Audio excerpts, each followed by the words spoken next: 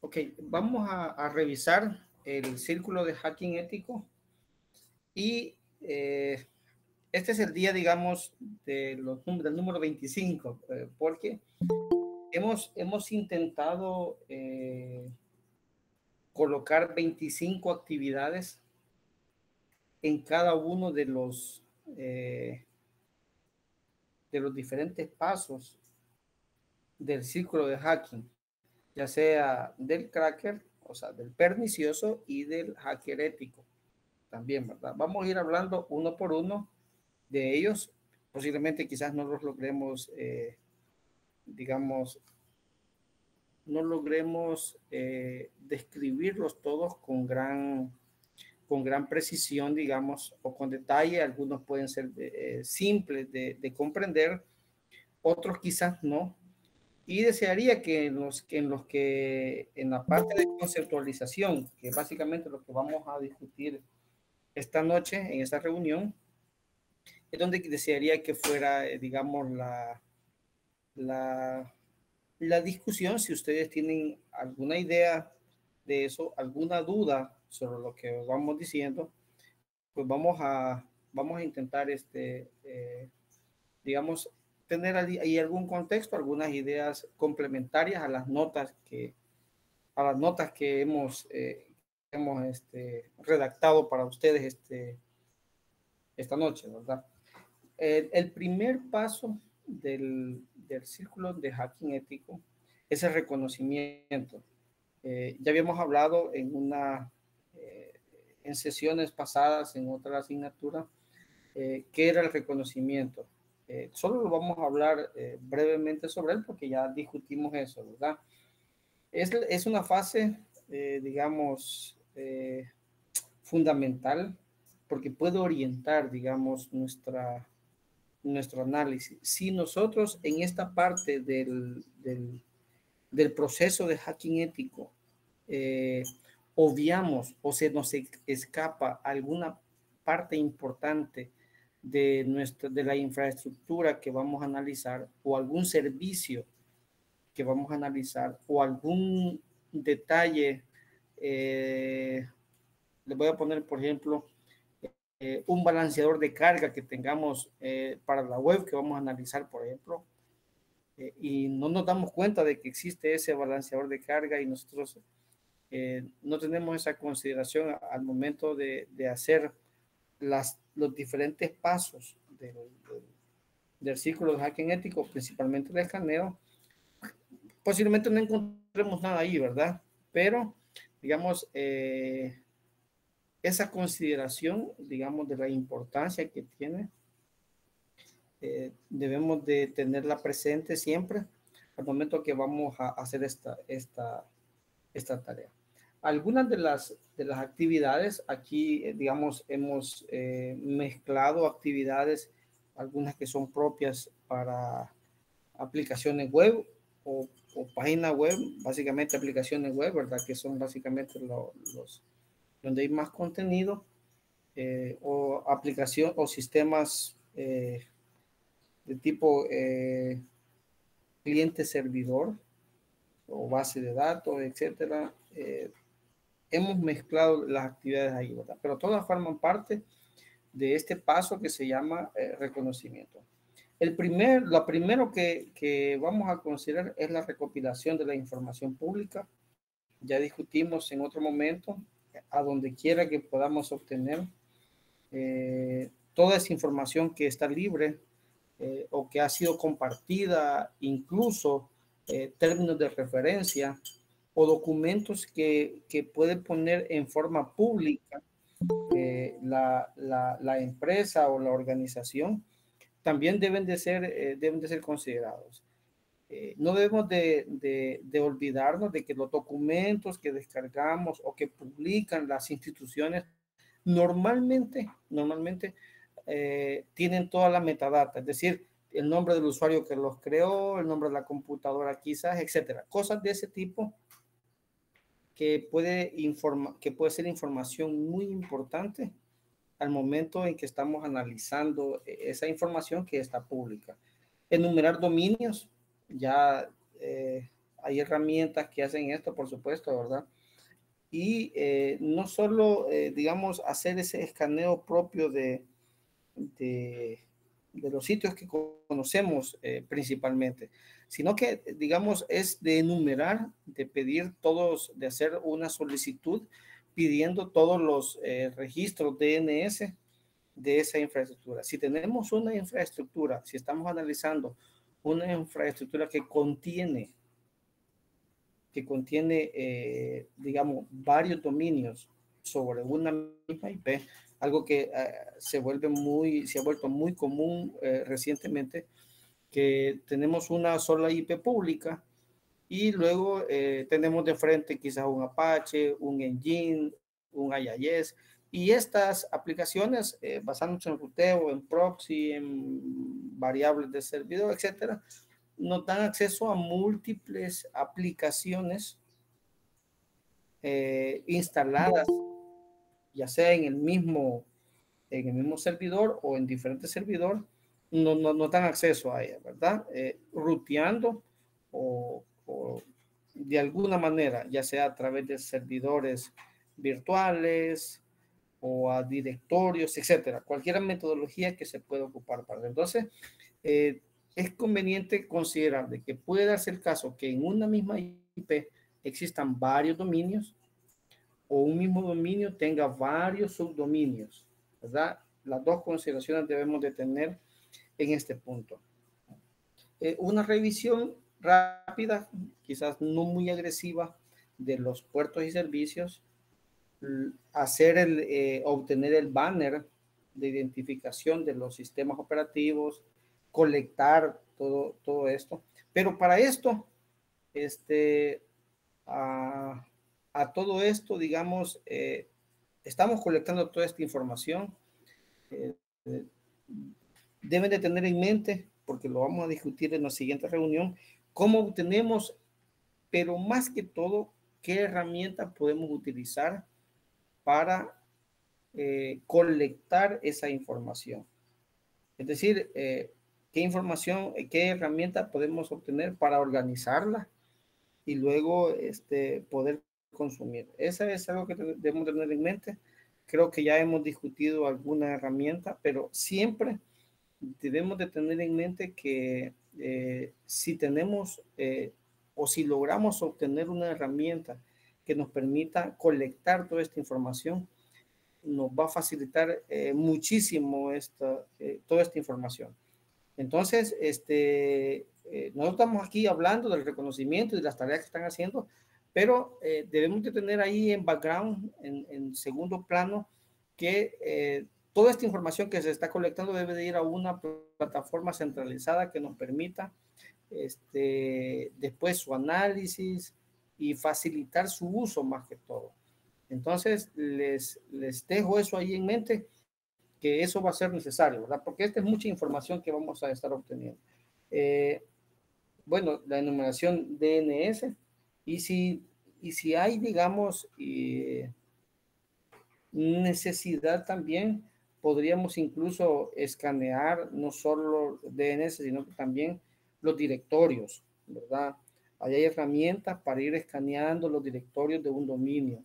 Posiblemente existan algunos directorios con nombres comunes, conocidos, como admin, setup, configuración, etcétera, o en varios idiomas, o sea, no solo en español, quizás en varios idiomas, dependiendo la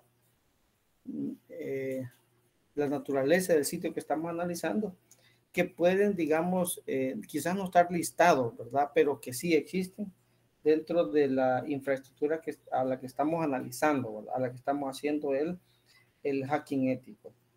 Además de eso, debemos de hacer una búsqueda rápida de las vulnerabilidades ya conocidas, ¿verdad? Dependiendo de la versión o del banner que estamos obteniendo del sistema operativo,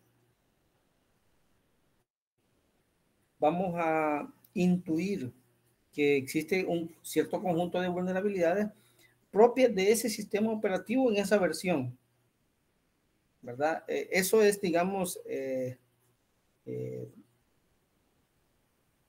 es simple comprender de que en algunas ocasiones el sistema operativo, cuando ya está sin soporte, se quedó con las últimas vulnerabilidades que se le encontraron, ¿verdad? Y ya no se obtuvieron nuevas actualizaciones. El único caso que yo me recuerdo reciente, o sea, no sé si hay otro, puede que no haya estado al tanto, pero la única vez que algún proveedor de software, básicamente de sistema operativo, hizo actualizaciones incluso para sistemas operativos que ya estaban sin soporte, fue cuando salió WannaCry, que incluso hubieron parches para Windows XP. Es la única vez. De ahí, normalmente esos sistemas operativos que van quedando sin, digamos, sin soporte, ya no se les puede actualizar nada. Y hay que recordar que si hay algún sistema por ahí, en un sistema,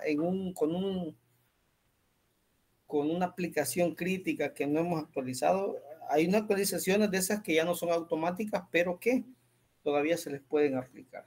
Bueno, estábamos hablando de búsqueda de vulnerabilidades conocidas basándose en los datos, digamos, del sistema operativo, y no solo el sistema operativo, basándonos en la versión del software que estamos empleando. Por ejemplo, si estamos empleando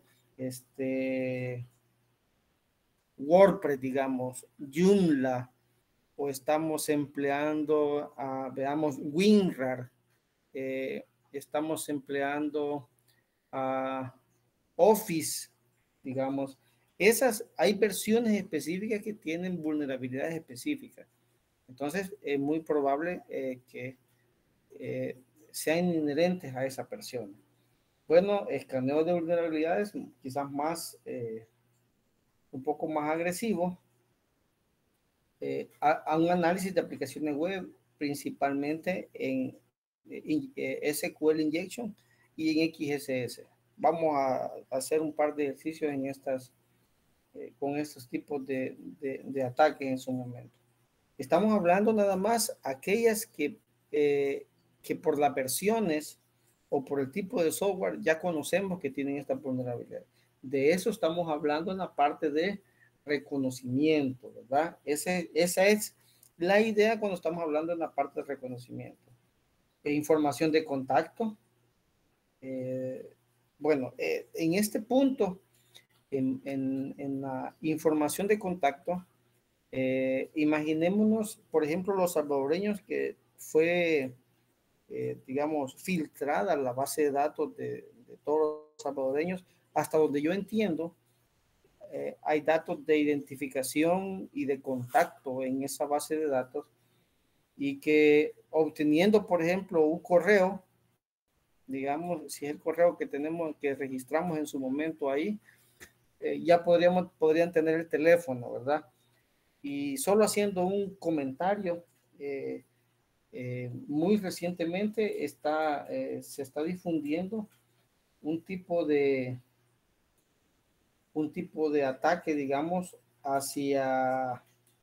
de ingeniería social, digamos, que le dice a las personas que tienen un trabajo en línea que hacer, y luego, bueno, van forzándolos a caer en otros delitos como estafa a terceros, etcétera. Y algunas veces no sabemos en qué estamos metidos, ¿verdad? Hay una derivación completa de este tipo de filtraciones, ¿verdad? De las cuales deben tener todos ahí cuidado, ¿verdad? Ese es un paréntesis nada más. Reconocimiento de redes sociales, ya sea de la empresa o también de las personas que laboran ahí, ¿verdad? Eso hay mucha información que se publica ahí, y que al colectar esa información nos puede dar, digamos, gusto de las personas, nos puede dar intereses de las personas, de las cuales podemos ir deduciendo otro tipo de información. Por ejemplo, alguien que sube información sobre la iglesia a la que asiste, por ejemplo, etcétera, va a ir dando mucha información sobre el tipo de persona que tenemos, ¿verdad? Para otros ataques derivados como, por ejemplo, de ingeniería social, etcétera. El escaneo del correo electrónico, ver si se tiene instalado, si se tiene configurado con las medidas de seguridad. Y en la parte del DNS se me olvidó mencionar si tiene configurado el DNS seguro también, ¿verdad? Un mecanismo de validación de esos dominios que están registrados, que quien los provee sea la persona que debe de ser. Entonces, en la parte del escaneo del correo electrónico, estamos hablando de aquellos correos, digamos, por institución que han sido utilizados o que están siendo utilizados, digamos, por nuestros colaboradores y que están ahí en plataforma, digamos, hay correos de nuestra empresa que pueden ser utilizados para abrir cuentas en Netflix, que pueden ser utilizados para abrir cuentas en LinkedIn, etcétera. Es decir, debemos de ver esos correos, cómo se están utilizando.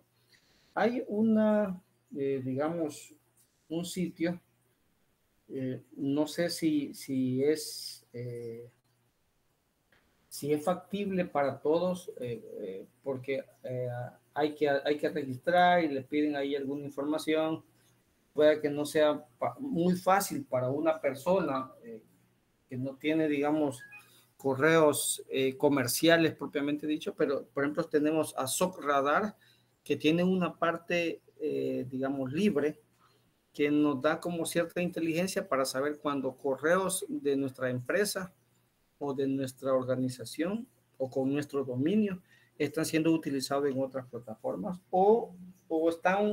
han sido filtrados o mencionados, digamos, en bases de datos que están a la venta en la deep web o quizás en la dark web, ¿verdad? Entonces, ese es un ejemplo de herramienta nada más. El análisis de voice para tener la información completa del dominio y las IPs, exploración de directorios y archivos, ya habíamos mencionado. Esto se puede usar, digamos, o se puede realizar haciendo fuerza bruta, ¿verdad? Sobre los archivos y cosas así, buscando palabras comunes para encontrar estos archivos y estos directorios que normalmente algunos de ellos no los vamos a encontrar.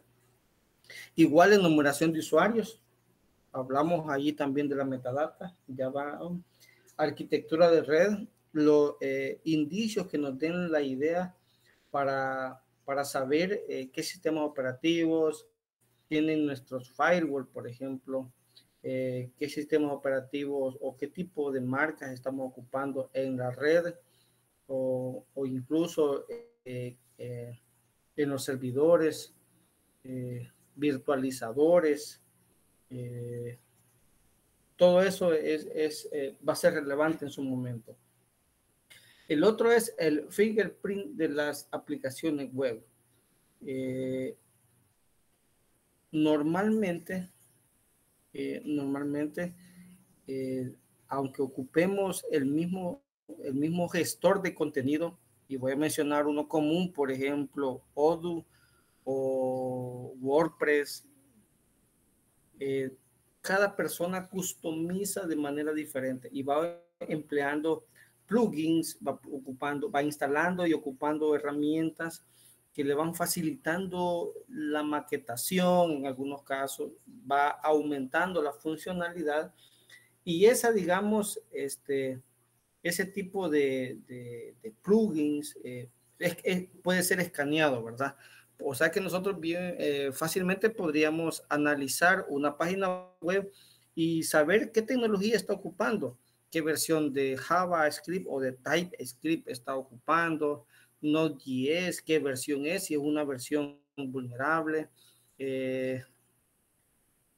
Todo eso nos va a ir permitiendo, digamos, encontrar un camino para el siguiente paso, que es el escaneo. Estábamos con el fingerprint, exploración de servicios VPN y firewall. Vamos a ver alguna que otra herramienta que nos sirva para saber esto, cuál es qué VPN, o más que todo qué firewall estamos ocupando. Si podemos, el tráfico de la red, ¿verdad?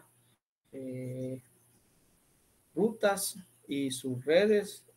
Aquí están los rangos de IP que algunas veces van a estar guardados en los documentos que vamos a estar generando. Algunas configuraciones, digamos, de exportación de documentos o de imágenes, etcétera, pueden tener este tipo de información, ¿verdad? Es conveniente revisar. El reconocimiento físico también, ver si hay alguna vulnerabilidad, digamos, aires acondicionados, electricidad, etcétera, y verificar contraseñas filtradas en cualquiera de sus modalidades, principalmente en las de correo. Ahí tenemos he sido hackeado y su versión en inglés, en la que podemos revisar si nuestros correos están en una lista de filtración, ¿verdad? O de base de datos filtrada. Hay que considerar de que estamos hablando en este momento desde un punto de vista de hacking ético, ¿verdad? Pero vale decir siempre que debe haber una consideración importante en el sentido de que tener cuidado cuando estamos haciendo nuestras pruebas, digamos, así como nosotros que probamos, que al hacer este tipo de tareas con sitios web de los cuales no estamos autorizados a hacerlo, ¿verdad? Es decir, cada vez hay más conciencia, digamos, de que cuando se detectan herramientas que están haciendo estas tareas, digamos, ya la tecnología va avanzando y existen, así como hay un fingerprinting de los plugins que estamos ocupando, también ahora ya pueden hacer digamos, intentar identificar, digamos, ataques, patrones, comportamientos. Luego tenemos el escaneo. Aquí también hemos intentado escribirle 25 actividades consideradas quizás las más importantes dentro del escaneo. Posiblemente se nos hayan quedado algunas ahí que no escribimos, pero ya la relevancia es menor. Consideramos de que las 25 que les hemos colocado acá son las más relevantes, ¿verdad? Escaneo de puertos, por supuesto. Aquí hay una consideración que debemos de tener. Cuando nosotros encontramos un puerto abierto, 3389, 8889, digamos, o 3314, etcétera, de servicios conocidos, el 495, el 53, digamos, para los servicios más comunes, el 80, el 443, etcétera. En muchas ocasiones vamos a tener, digamos, algunos administradores de red o de infraestructura que han, digamos, implementado un sistema de seguridad por oscuridad, porque dicen, ok, voy a poner veamos, voy a poner mi FTP, un servidor de FTP, pero la voy a poner en el 58.302, en ese puerto voy a poner. Y yo sé que ahí no le pasa nada. O sea, por oscuridad queremos darle seguridad a ese servicio, ¿verdad? Y siquiera no es un FTP seguro, sino que es un FTP plano. Entonces, a la hora que estamos haciendo nuestro escaneo, ya no nos podemos, digamos, en las consideraciones propias de la clase, quizás de las pruebas de concepto que vamos a tomar, vamos a limitarnos a puertos conocidos, quizás menores al puerto 1000, o una lista de puertos conocidos ya, posiblemente, ¿verdad? No podemos dejar de escanear el RDP, por ejemplo, que está más allá del puerto 1000. Esa, no lo podemos dejar de escanear. Siempre tenemos que escanear. Sin embargo, debemos de escanear todos los puertos que se consideren abiertos o incluso los que se consideren filtrados. Es decir, y hay que escanear el rango completo, ¿verdad? Todos hasta 65,000 y algo. Todos esos puertos debemos de escanear. No, nos va a tomar algún tiempo, sí nos va a tomar algún tiempo, pero vamos a encontrar sorpresas si escaneamos esos rangos completos. Porque como dijimos, hay muchos administradores que han implementado un esquema de seguridad por oscuridad, ¿verdad? Poniendo estos servicios en lugares en donde pensamos que no están. Entonces, servicios como el FTP, el SSH,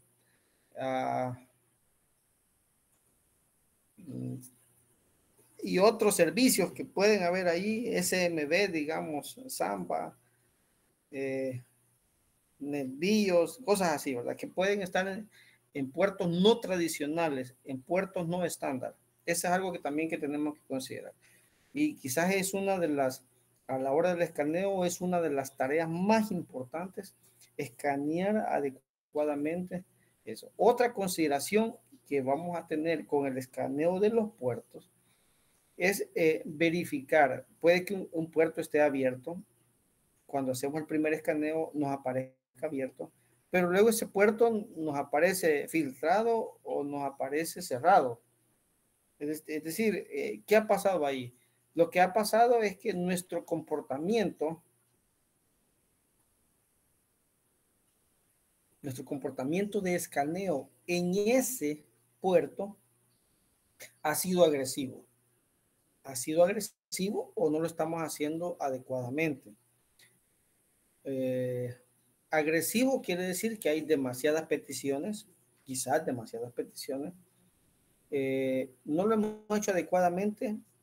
Varios escenarios. Un primer escenario es porque quizás no hemos al cliente o el software o nuestra herramienta o nuestro código con el que estamos haciendo el escaneo de ese puerto, digamos, no tiene la capacidad de ir cambiando, por ejemplo, la MAC con la que se está pidiendo, la IP con la que está haciendo la solicitud, etcétera.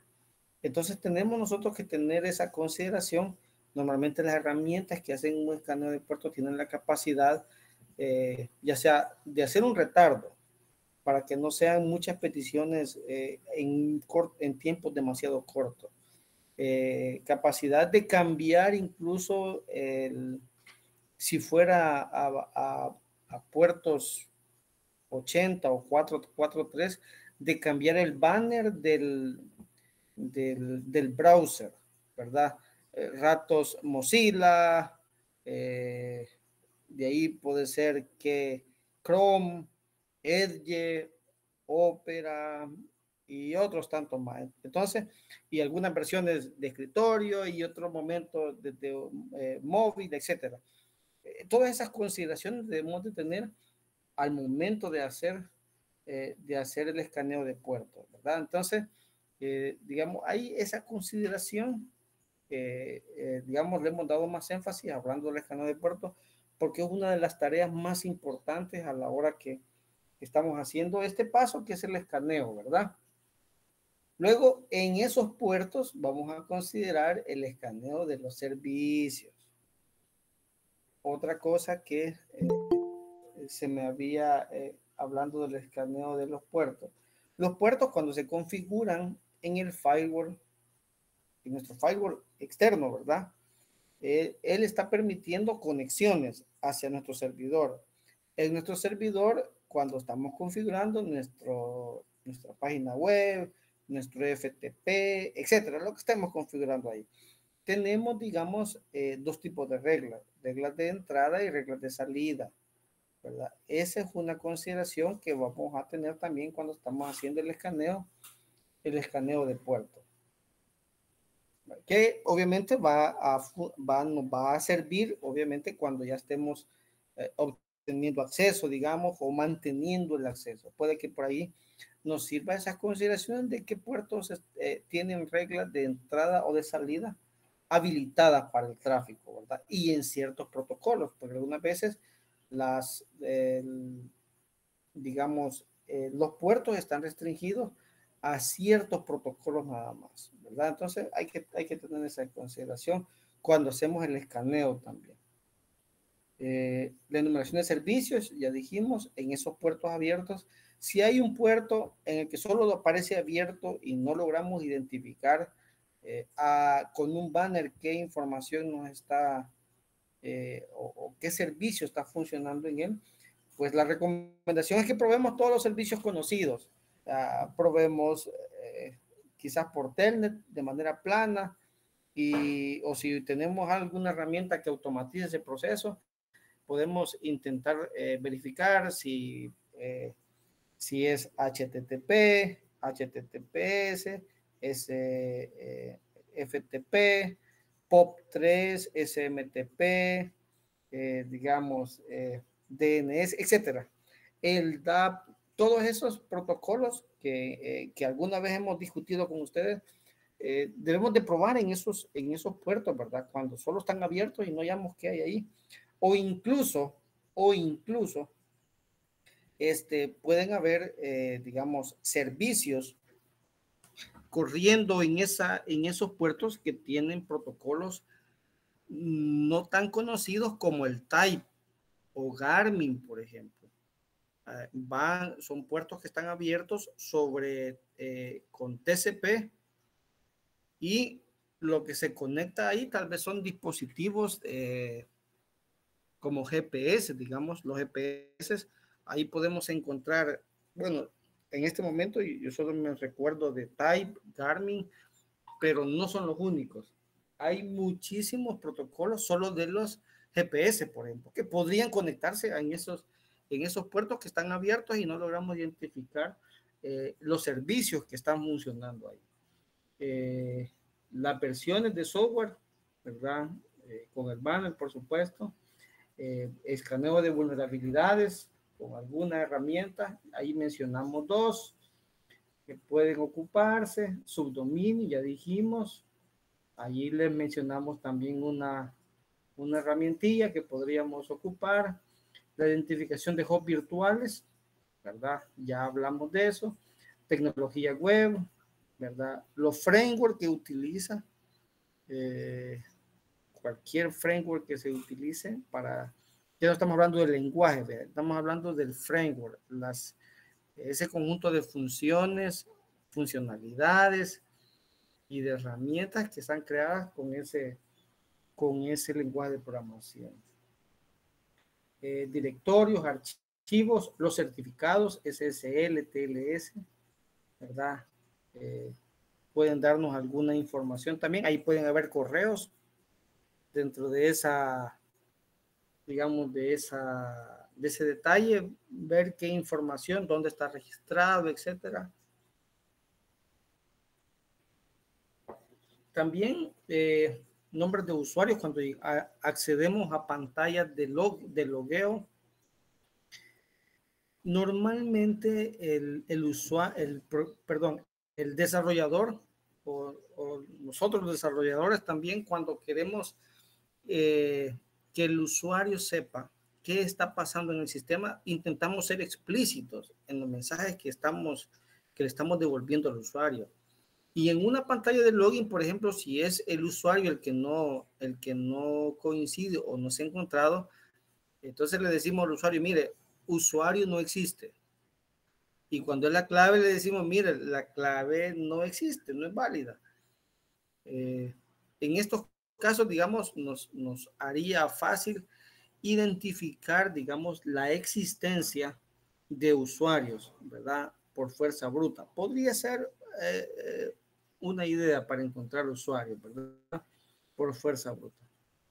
O si solo tenemos parte del correo, por ejemplo, si ustedes hagan la prueba, por ejemplo, con Gmail, ¿qué pasa si un correo no existe?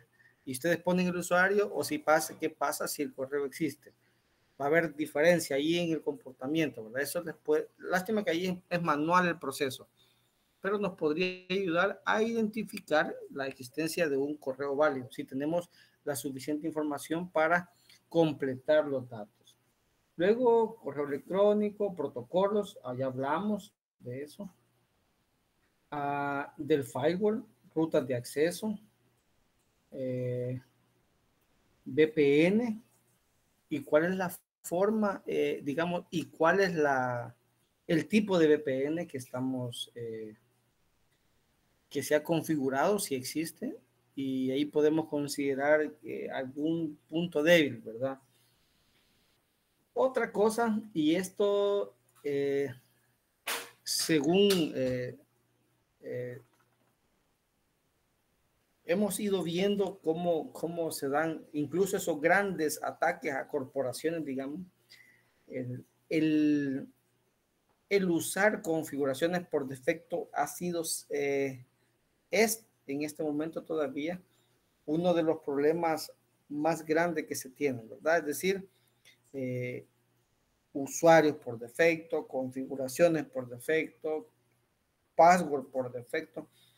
Y si ustedes se dan cuenta, pocos sistemas operativos al momento todavía ocupan, digamos, usuarios estándar. Por ejemplo, en Linux, la mayor cantidad de distros ahora, la mayoría, ya no tiene habilitado el usuario root. Viene deshabilitado, no lo ocupamos, sino que en vez de él trae, digamos, usuarios que tienen la capacidad de hacer SU, ¿verdad? Sudoers, usuarios sudoers, que pueden actuar como usuarios con los privilegios más altos. Pero ya no tenemos, digamos, ya se vuelve quizás menos necesario, digamos, el uso del usuario administrador. De hecho, no es recomendable usarlo, ¿verdad? Puede estar ahí deshabilitado, por supuesto.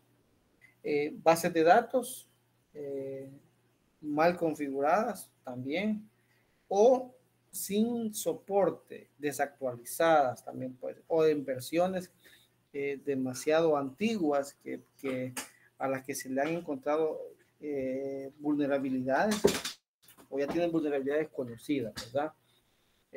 Sistemas operativos, tráfico de red, análisis de la autenticación, ¿verdad?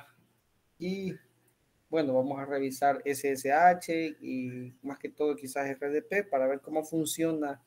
Vamos a ver si podemos hacer una prueba de concepto con con este protocolo, digamos. No nos olvidemos del SIP y VoIP, para que también son protocolos que pueden estar utilizándose. Normalmente estas centrales de SIP y VoIP necesitan, además de tener, digamos, la planta que da la funcionalidad, se les pone un firewall de borde especializado a estas plantas. Entonces, obviamente tiene un costo también alto, y por eso existen muchas plantas VoIP, SIP, que no tienen un firewall, sino que están planas hacia Internet. Entonces, esas, digamos, habríamos... y estos protocolos andan ahí, por algunos por el 4000 y algo, y otros allá por el 9000 y algo. O sea, para eso nos va a servir, digamos, escanear todo el rango de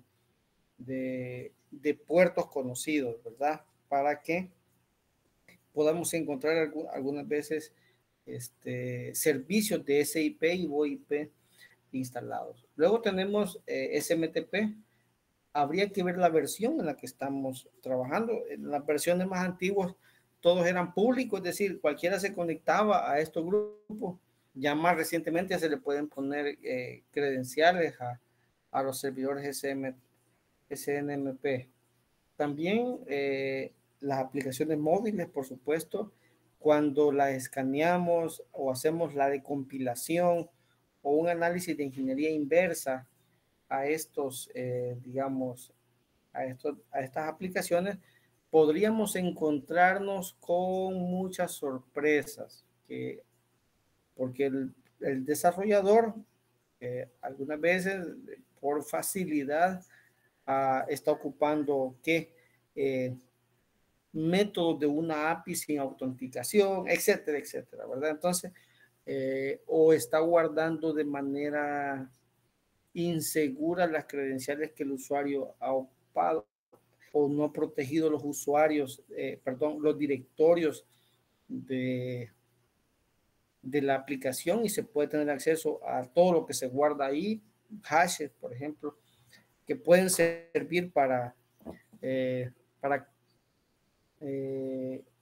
hashes o datos parecidos a hashes, pueden ser quizás no hashes, pero parecidos a eso, que pueden servir para mantener una sesión abierta. Entonces, con esos datos obviamente los llevamos a otro dispositivo, y podremos copiar la sesión, etcétera, cosas parecidas a esas, ¿verdad? Que debemos revisar en las aplicaciones móviles al momento que estemos haciendo el escaneo nosotros. Luego, protocolos industriales, hablamos, ¿verdad? Que hay que escanear todo eso, incluso aquellos que no conozcamos, y tenemos que allí intentar adivinar, digamos, cuando nos encontramos este tipo de cosas, protocolos que son más que todo utilizados en el Internet de las cosas. Hace un momento estamos discutiendo con un compañero sobre las bondades que tiene el Internet de las cosas. Pero también debemos de tener presente también las vulnerabilidades que tiene. Normalmente todos los dispositivos de Internet de las cosas están hechos para funcionar, para que funcionen, para que permanezcan activos, dando la información y los servicios para los cuales fueron diseñados. Sin embargo, no se les ha puesto énfasis en la seguridad.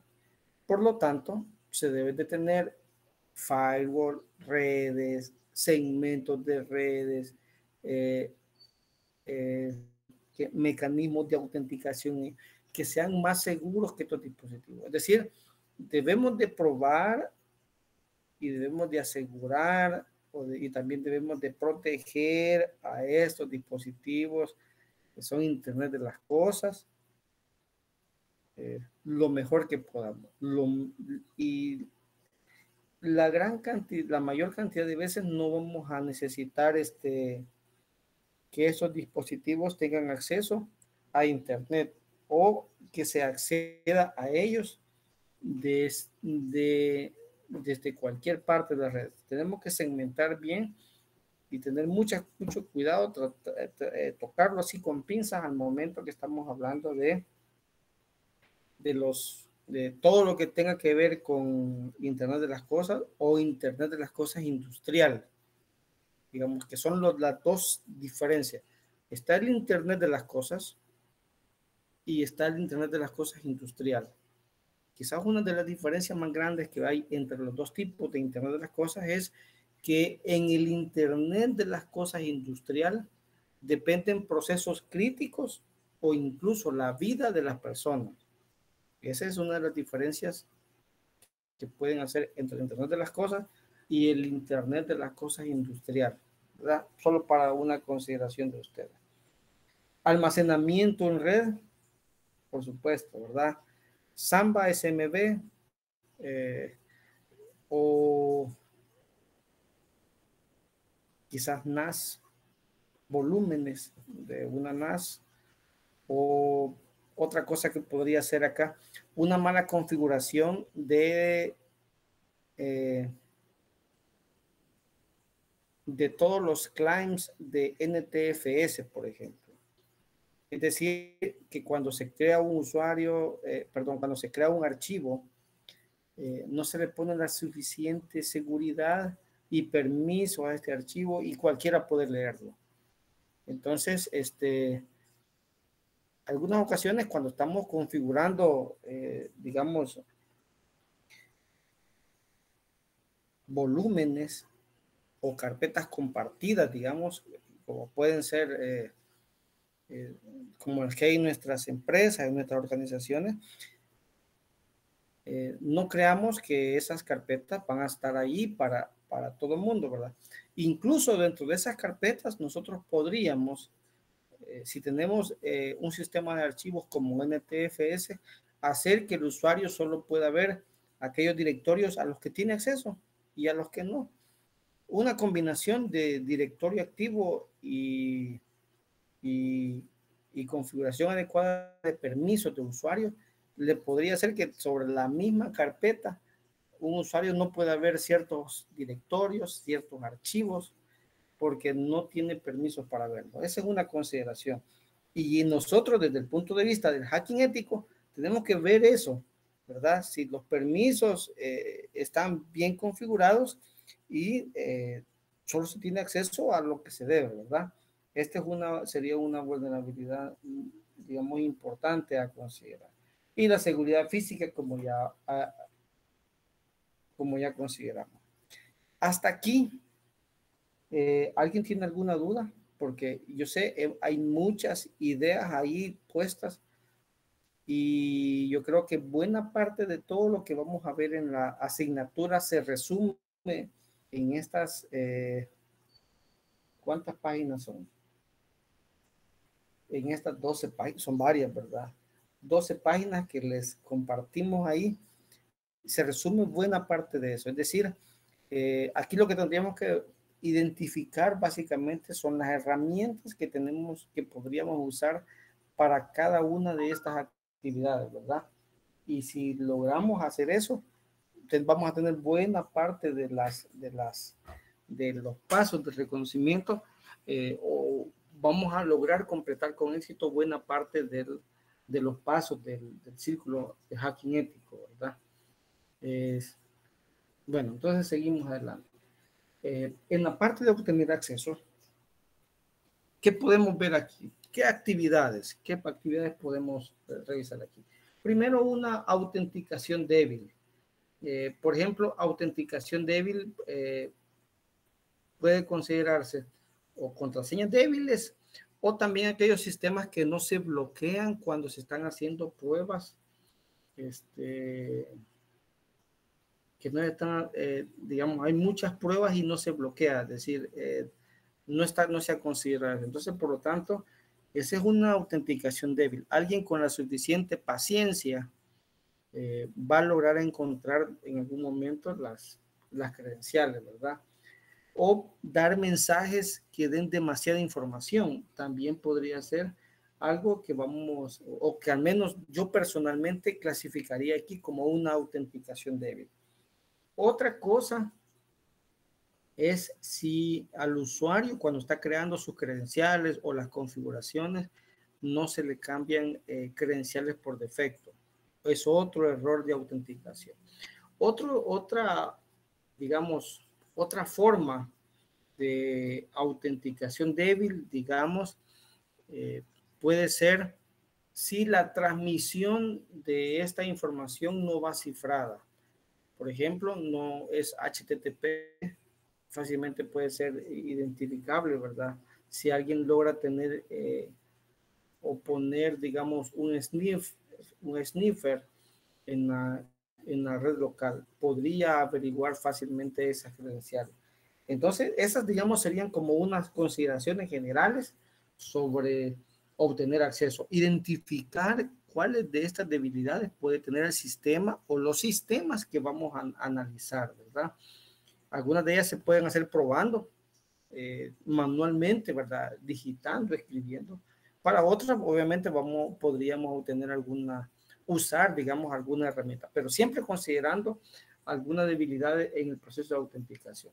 Otra forma de identificar esto, digamos, sería en combinación, digamos, con otra, como estamos hablando de obtener acceso, ¿verdad?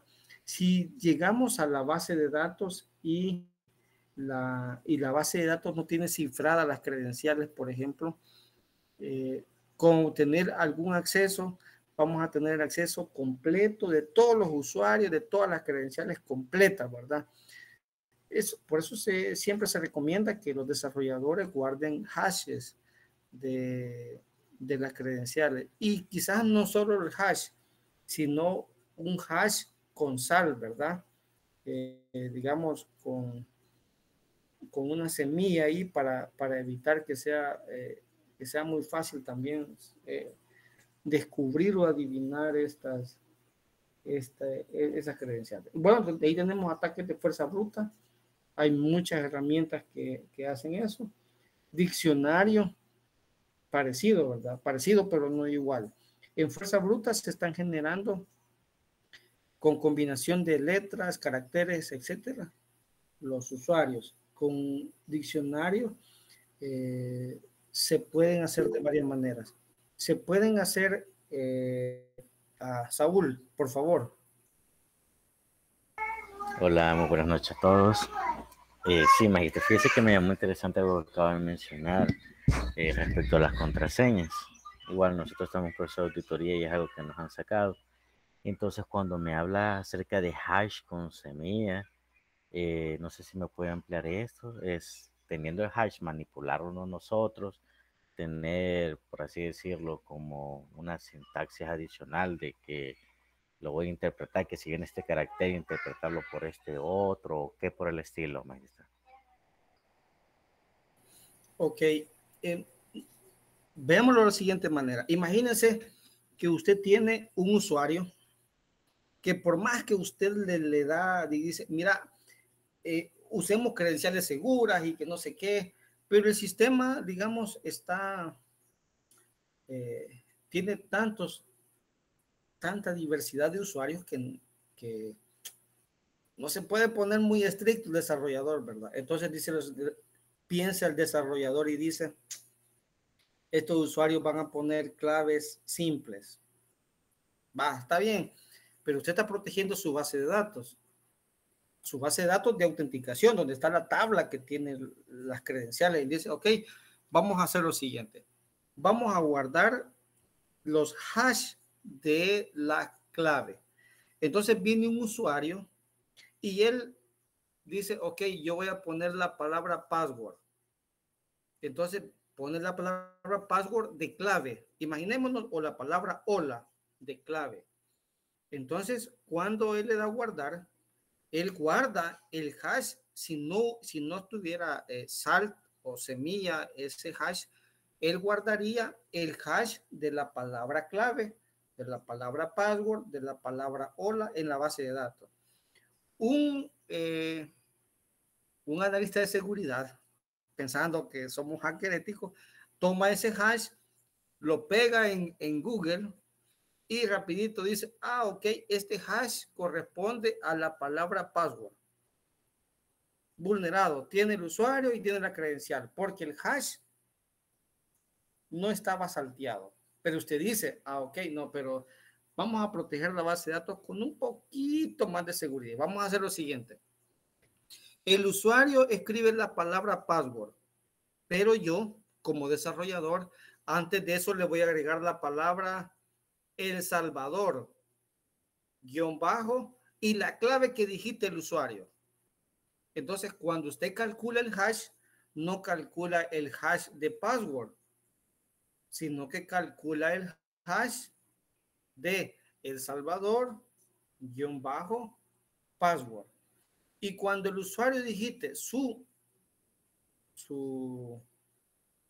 digamos, su credencial, usted calcula el sal, la semilla, más el hash. Y luego eso, cuando obtiene el hash, lo compara con el hash que está en la base de datos. Esa es, digamos, la idea de saltear, digamos, o de ponerle una semilla a los hashes. Va a disculpar, pero olvidé quién me había preguntado. Pero esa es la idea básicamente digamos, de utilizar un salt en las credenciales. No sé si me pude explicar adecuadamente con este ejemplo, digamos? Sí, sí, muy claro, muy claro. Y muchas gracias por compartir. Muy Ok, amable. a la orden. Entonces, digamos, estábamos hablando de fuerza bruta, diccionario, digamos, cuando ya están hechas. Bueno, la reutilización de credenciales. Por ejemplo, en el directorio activo hay una opcióncita bien simple que le dice, mire, cuántas, cuántas veces o cuántos cambios de credenciales se puede repetir una clave o cuánto va a guardar. Básicamente ahí es las claves anteriores que va a guardar. ¿Para qué le sirve guardar las claves anteriores? Para que cuando él vuelve a digitar la clave, bueno, no está guardando la clave anterior realmente, sino que está guardando el hash de la clave anterior. Cuando él digita la clave, él compara si el hash de esa clave que digitó ya existe o existió anteriormente en ese sistema y no le permite que la repita. Esa es a lo que se refiere con la reutilización de credenciales, ¿verdad? Entonces, esto también habría que considerar que cuando un sistema, digamos, porque la política de credenciales dice cada 60 días, cada 90 días, hay que cambiar la credencial, no le permita al usuario poner la misma clave, porque esa misma clave se va a hacer forever, por siempre va a tener la misma clave. Entonces no tiene efecto que le hayamos dicho, mire, esté cambiándola cada rato, porque la misma política inherente no tiene un mecanismo que le permita asegurarse de que es diferente la clave, no te puede poner la misma. Entonces a eso se refiere a la reutilización de contraseña. Eso debemos de analizar nosotros cuando estamos intentando obtener acceso, porque vamos a tener usuarios que van a usar la misma y digamos, posiblemente ya las conozcamos, viejitas, ¿verdad? Esas credenciales, etcétera, o estén guardadas por ahí en un texto, etcétera, y van a ser válidas todavía, por supuesto, ¿verdad? Esa es la idea, lo estamos pensando desde el punto de vista de obtener acceso. Vulnerabilidades conocidas, inyección SQL, comandos maliciosos, comandos de sistema, por supuesto, comandos de sistema, imaginémonos, un XSS, ya hablamos un poco también XSS. Mire, XSS es uno de los ataques, digamos, que es, quizás no se ocupa poco, pero es muy poderoso, porque puede, digamos, volcar mucha información de la aplicación, ¿verdad? Mucha información que está, que está siendo utilizada en el momento por la sesión, por el entorno del usuario, ¿verdad? Así que es de tener las consideraciones de eso. Bueno, inyección de comandos, ¿verdad? En cualquiera de sus modalidades, o sea, esa inyección SQL y XXS son, digamos, subconjuntos de inyección de comandos, que puede ser más amplio todavía, ¿verdad? Fuerza bruta, hablamos, ataques de phishing, muy conocidos, pero siempre hay alguien que cae, por supuesto. Ataques de ingeniería social, ataques de sesión, ¿verdad? Es decir, intentar copiar todas esas variables del entorno de sesión para crear nuestra propia sesión, escalación de privilegios. Algunas veces los kernel en versiones específicas tienen vulnerabilidades que nos permiten ejecutar comandos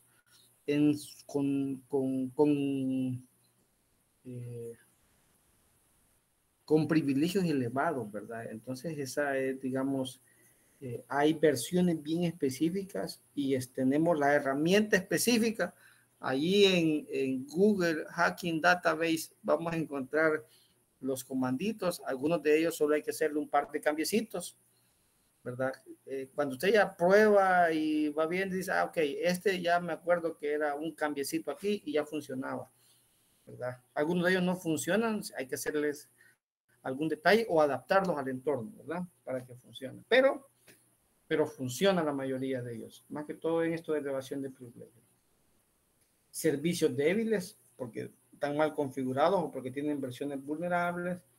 Zero day.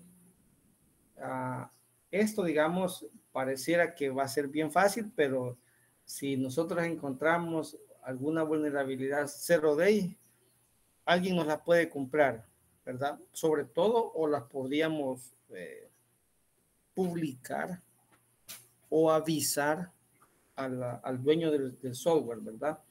Para que la solvente. Y ellos, obviamente, la mayoría de ellos tienen un programa de recompensas por ese tipo de vulnerabilidades que se están encontrando en esos sistemas. Software desactualizado, ya sabemos, servicio web, ya hablamos de las aplicaciones móviles, qué datos quemados incluso pueden haber ahí, porque en esas aplicaciones pueden haber credenciales quemadas, usuarios quemados, connection string quemados, etcétera. Entonces, podemos encontrar, incluso en los sistemas de escritorio que tenemos, podemos encontrar todo ese tipo de información, ¿verdad? Que está ahí. Luego tenemos el servicio web, las API, todas sus versiones, por supuesto. Vamos a ver ataques de reenvío para evitar la autenticación o también pueden ser conociendo la URL y tenemos acceso, o por ejemplo un sistema que nos muestra documentos y donde dice toda la URL pleca ver documento igual 1 y nos muestra el documento 1, le ponemos 2, muestra el documento 2, igual 3, o sea, no existe una autenticación de cada página ni del acceso, sino que básicamente con saber algún dato de la URL podremos tener acceso a documentos, etcétera, ¿verdad? También se refiere a esto, a los ataques de reenvío.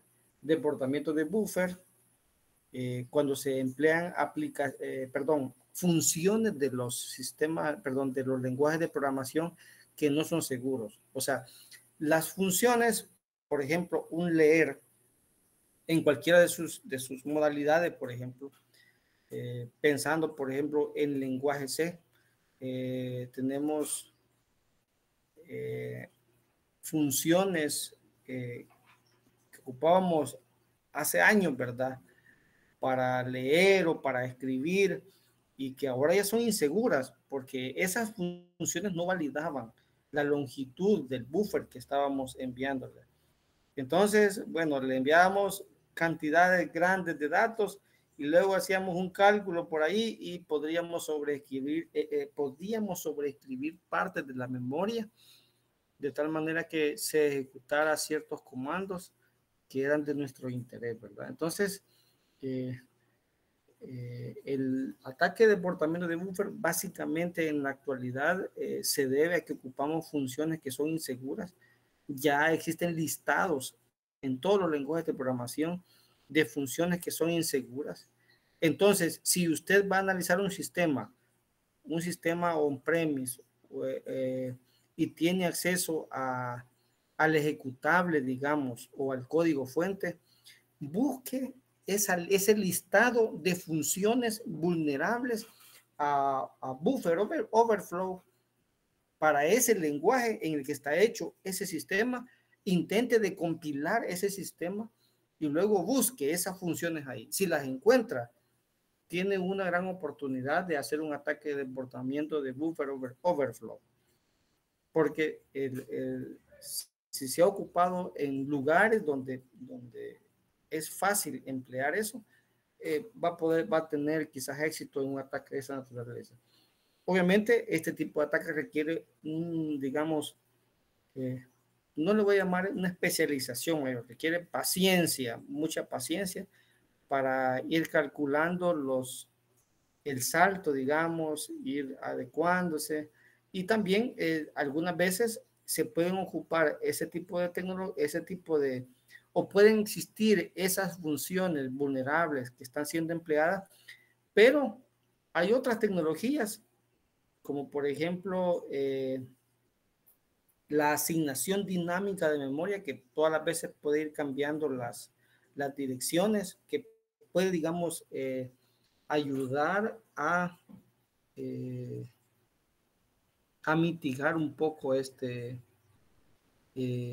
uso de esas funciones que son vulnerables. Uso de contraseña filtrada, lo que ya dijimos, hay que ir a buscar en todas esas bases de datos liqueadas, ¿va? Que están ahí filtradas. Yo normalmente les hago la broma y les digo, miren, si usted fue objeto de una filtración, vaya allí y revise si los datos están correctos, y si no, díganle a quien filtró los datos, mira, mis datos están incorrectos, para actualizarlos, ¿verdad? Es bueno buscarnos en esa base de datos para ver qué datos están filtrados de nosotros. Estábamos uso de contraseñas filtradas en la 21. Luego tenemos ataque de canal lateral A. Muy importante. Algunas ocasiones no se rompe la criptografía, no se rompe el sistema de autenticación, sino que lo que se está rompiendo es la implementación de este sistema de autenticación. Voy a poner un ejemplo de cómo puede ser eso. Imaginémonos que tenemos un sistema que tiene claves, tiene usuario y contraseña. Ha ocupado una primitiva, un hash seguro, 4098 de longitud, digamos, RSA, todo seguro. Sin embargo, el programador guarda en un archivo TXT los datos de la sesión. Entonces, por ahí guarda un archivito y ese lo va manteniendo y lo va llevando. O si es web, crea una variable de sesión y allí guarda algún identificador que le permite mantener la sesión activa en ese navegador, en ese dispositivo.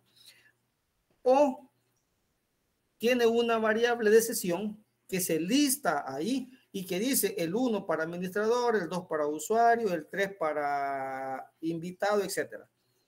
Entonces, aquí, digamos, no hay un ataque que vulnere la criptografía, sino que lo que está vulnerable es la implementación de esta metodología. Es decir, lo que está vulnerable es la implementación. Entonces, cuando hablamos de un ataque de canal lateral, no estamos hablando que vamos a romper un RSA, que vamos a romper un hash, aunque sea MD5.